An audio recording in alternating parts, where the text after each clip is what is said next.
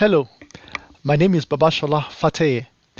I will be presenting a paper titled Culturally and Contextually Adapted Co-Teaching. Background.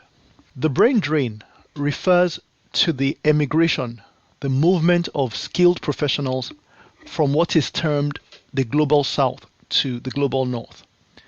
The term Global South is synonymous with lower middle income and low income countries, shown here in purple, towards upper middle income or high income countries, shown here in green. This brain drain has been associated with more than 300,000 African skilled professionals emigrating, and this includes more than 30,000 African PhDs that currently live outside the continent. Several initiatives to reverse that, whereby these skilled professionals, African professionals, return to contribute to their home countries. That is, academics who teach or conduct research in these high income or upper middle income countries recourse back to contribute. However, less than 10% of these collaborations involve teaching in undergraduates. The research problem. Socio-cultural factors are important but often overlooked in North-South collaborations, especially in teaching. What we teach, that is curriculum, and how we teach pedagogy, can validate or marginalize local systems of knowledge production. Secondly, we found that there are limited reports of collaborations between the Global North and the Global South that carefully consider the social and cultural underpinnings of their adopted pedagogy and the curriculum at the local institution.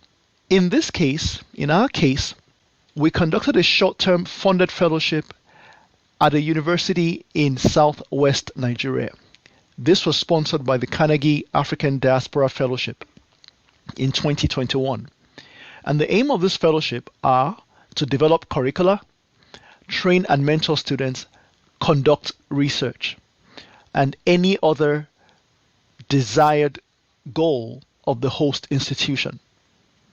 So the objective of this case study that we are presenting are: one, to describe and reflect on the strategies that we took to adapt what we taught and how we taught to the social and cultural characteristics as well as the technical capacities of the host institution.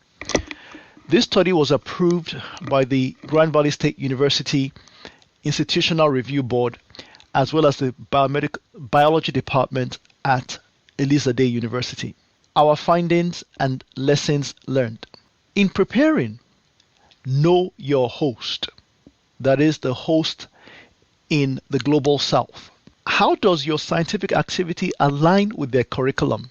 What available skills and expertise and technical capabilities are in the host institution? Third, know what they need, not just what you want to bring. This here is a screenshot to the right, a screenshot of the program curriculum at the host institution. It's important to know exactly what they need. For example, the first objective there, as well as the second, show that they have an emphasis on skills to produce graduates with sufficient knowledge and skills. So overall, it is an applied science program and there is a large emphasis on skills.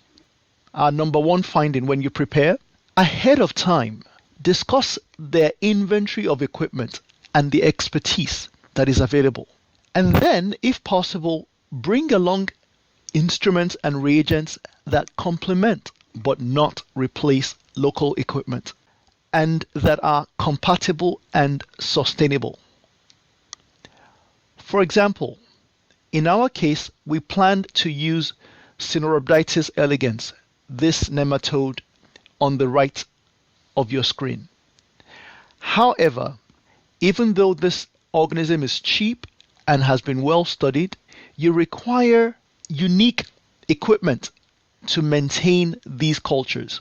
Here in the global north, these organisms can be grown optimally at room temperature because the temperatures are generally air conditioned around 22 degrees of Celsius. However, in the global south, it is not always the case because maintaining air conditioning requires power and energy which may not be available all the time.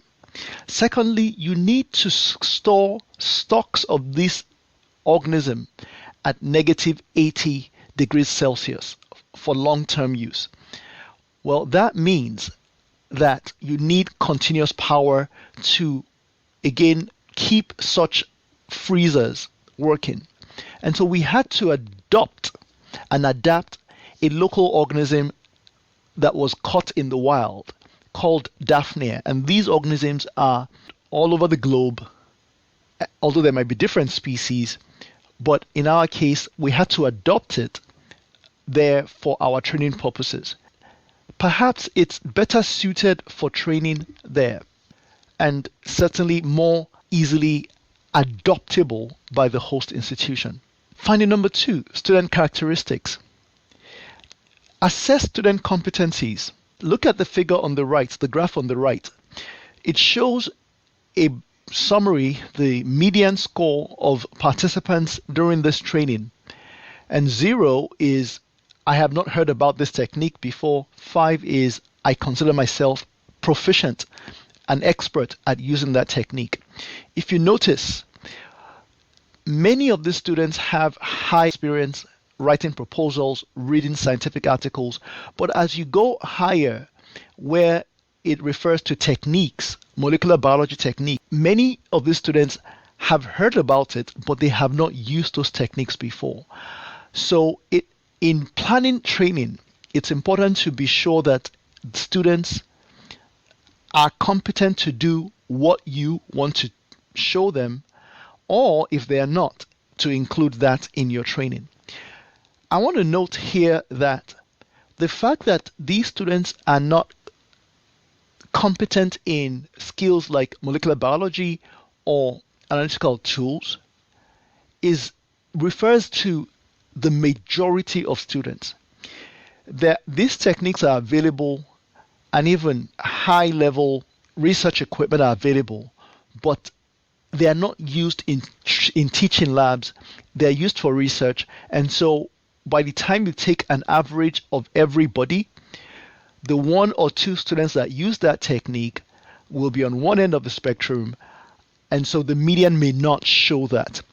For example, here is a research grade equipment called the atomic absorption spectrometer, research grade equipment that the students use. So in summary, it's important to know what techniques are available and adapt content to that strength at the host institution. Findings number 3, adapt your content to the context. So the figure here is showing students on a field trip that was not part of the original training plan, but was developed in collaboration with the local expert at the host institution. That local expert wrote that aspect of the lab manual and gave equipment, in this case the binoculars and other things that we used for that particular activity. And as you do that, co-teach, co-author papers, and collaborate with these host experts. So again, the figure on the right shows students on that particular field trip collecting samples and using research grade equipment for ecotoxicology. Number 4, use authentic, active, and collaborative learning approaches. Authentic because use things that are relevant to their context, things that are real. Do not give them cookbook lab experiences. When you give them authentic issues to study or to investigate, it allows the opportunity to integrate theory and practical application. And make it collaborative. So here it is showing students on one of the field trips assessing a local body of water. Finding number 5, incentivize soft skills. Students' research culminated in a poster presentation. That is communication. It's a soft skill, but it's a vital skill.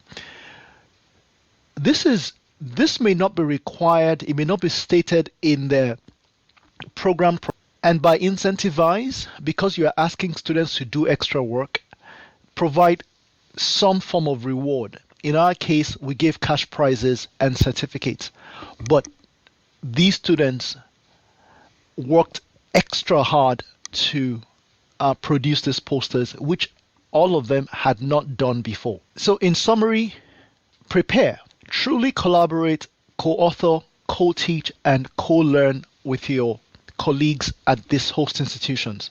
Adopt active learning pedagogies, but adapt that to the curriculum and the content of the host institution. Incentivize non-academic but important skills such as teamwork and communication. And finally, have fun. Our conclusion: a case is made for the academic diaspora to begin to consider undergraduate teaching as a high return investment when collaborating in the global south. I'd like to acknowledge the Carnegie African Diaspora Fellowship for funding, Elizabeth University for hosting, my host and collaborators, Dr. Oshuolale and Dr. Omotoriogun, and the entire faculty, staff, and students in the biology department, Faculty of Basic and Applied Sciences of Elizabeth University. Also, I'd like to thank Noah Campbell and the Digital Creator Lab at Grand Valley State University for their invaluable help with this presentation. Grand Valley State University for supporting the trip. And finally, I'd like to thank my family and my wife especially for holding forth with the children while I was away. I'd appreciate comments, collaborations, critiques. These are all welcome. If you need a full copy of the paper, please reach out to me. Here is my contact, either by email or through my social media link.